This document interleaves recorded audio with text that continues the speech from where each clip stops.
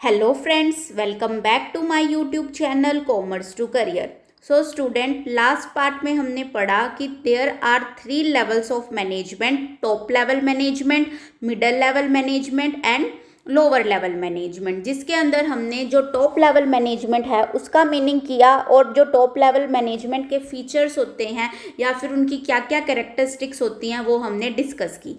आज हम करेंगे मिडल लेवल मैनेजमेंट क्या होता है।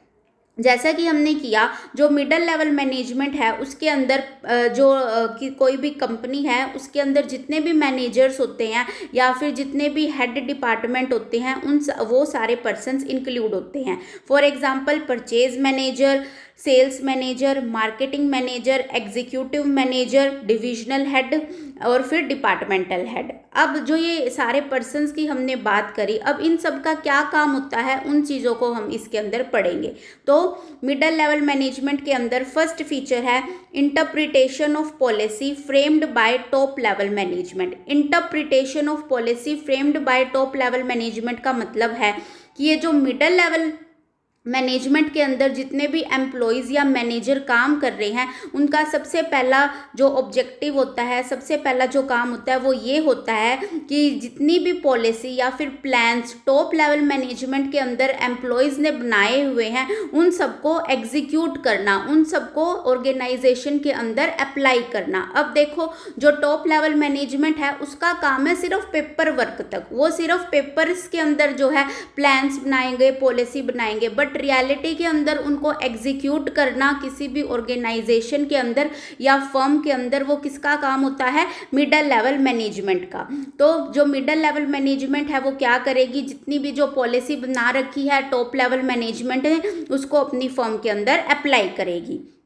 नेक्स्ट है organising the activity of their department. अब मैंने क्या बोला कि एक ऑर्गेनाइजेशन होती है या फिर कोई भी कंपनी होती है, उसके अंदर अलग अलग डिपार्टमेंट्स होते हैं।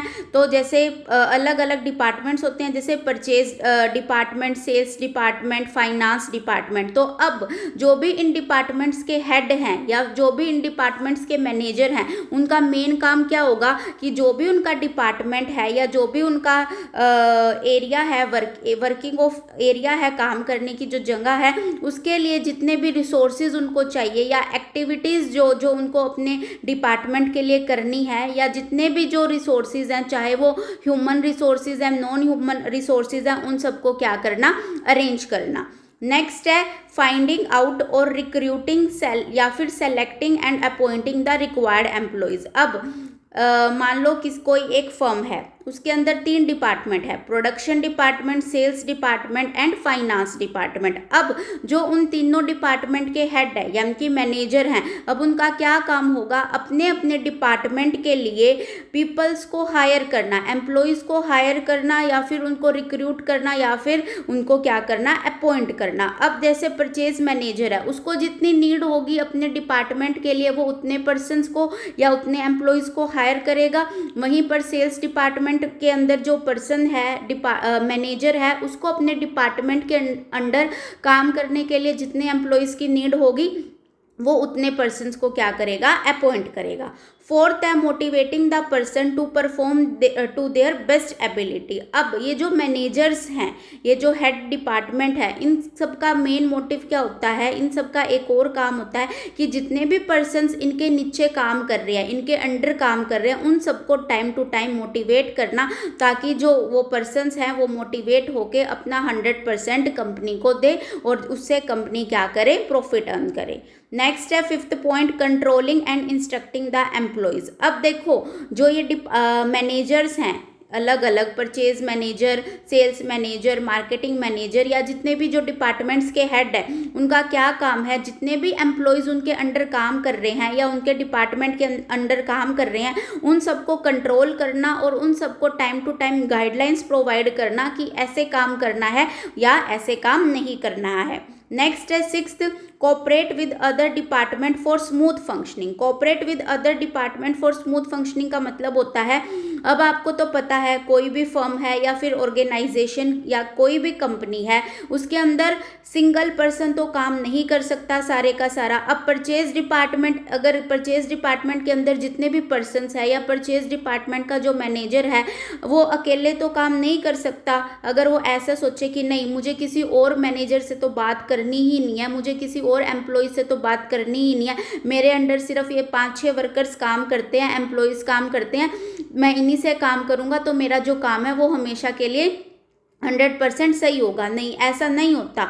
जो ये अलग अलग मैनेजर होते हैं या डिपार्टमेंट के हेड होते हैं, ये आपस में, जैसे परचेज डिपार्टमेंट कोऑर्डिनेट करके काम करेगा किसके साथ, अदर डिपार्टमेंट, जैसे कि सेल डिपार्टमेंट के साथ, फाइनेंस डिपार्टमेंट के साथ। ये अकेले रहकर कोई भी काम नहीं कर सकते। तो cooperate with other department for smooth functioning का मतलब है कि एक ऑर्गेनाइजेशन के अंदर जितने भी डिफरेंट डिपार्टमेंट होते हैं उन सबको कोऑर्डिनेट करके काम करना होता है, उन सबको आपस में मिलजुल कर काम करना होता है। अगर वो आपस में मिलजुल कर काम नहीं करेंगे तो ऑर्गेनाइजेशन जो है वो प्रॉपर तरीके से रन नहीं कर सकेगी।